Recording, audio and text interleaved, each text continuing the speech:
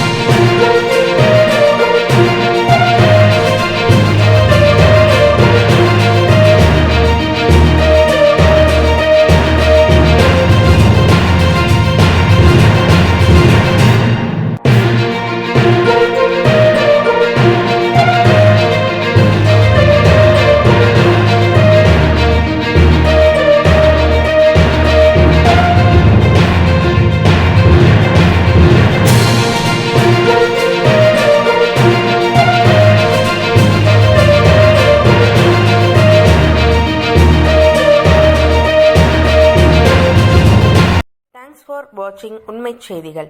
நெல்லை செய்திகளை உடனுக்குடன் தெரிந்து கொள்ள சேனலை சப்ஸ்கிரைப் பண்ணுங்க, லைக் பண்ணுங்க, ஷேர் பண்ணுங்க.